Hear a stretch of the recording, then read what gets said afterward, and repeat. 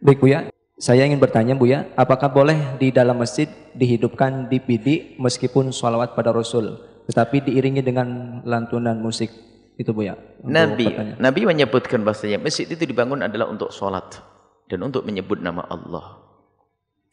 Jadi urusan masjid itu harus betul-betul dijaga kehormatannya. Urusan rebana di dalam masjid, dufuf, ulama kita, saya tidak bicara tentang ulama lain.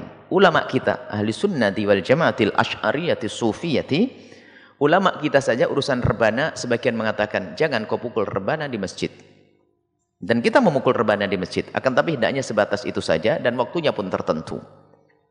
Kalau sudah masuk hal-hal yang lainnya, itu harus dihindari. Tidak semestinya masjid digunakan untuk muter-muter yang demikian itu. Pasti akan mengganggu orang yang iktikaf di dalamnya, melakukan sholat di dalamnya. Akan tapi hendaknya suasana masjid akan dijamin ketentramannya. Kenapa disunahkan kita untuk iktikaf di masjid? Karena ada jaminan di masjid adalah ketentraman. Kalau di masjid langsung, ataunya pengurusnya malas biar dengar suara, musik, qasidah dan sebagainya, merusak tambahan. Jadi jangan, hendaknya ya kita tidak perlu memutar kayak semacam DVD dan seterusnya di dalam masjid, ya, apalagi di situ ada suara-suara musik yang demikian, ya. Karena apa?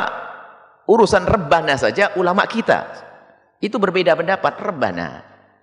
Rebana itu dufuf itu adalah ulama kita berbeda pendapat. Kita tidak bicara tentang ulama lain. Jangan serta-merta yang melarang rebana lalu wah ini ulama yang suka mengkafirkan, bukan. Dari ulama kita pun ada yang melarang.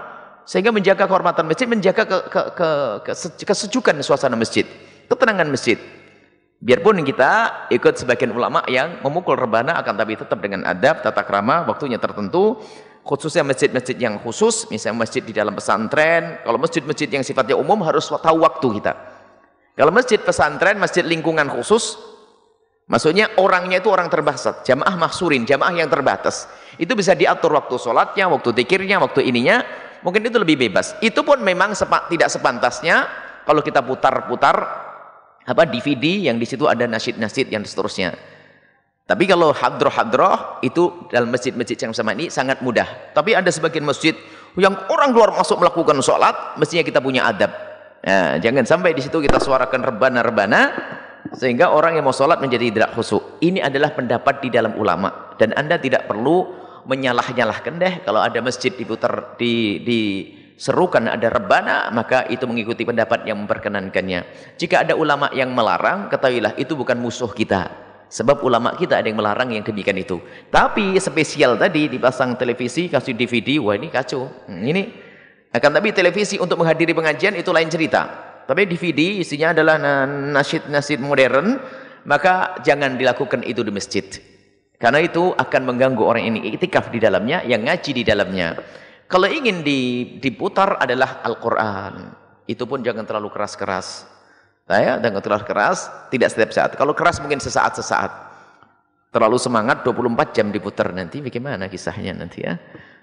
Tidak seperti itu. Jadi masjid itu yang perlu dijamin adalah ketenangan orang yang akan hadir di dalamnya, agar mereka bisa khusyuk di dalam beriktikaf. Maka jangan memutar DVD dan seterusnya di dalam masjid, apalagi dengan musik-musik yang ramai semacam itu. Karena apa? Urusan rebana saja ulama berbeda pendapat, apalagi urusan selain rebana.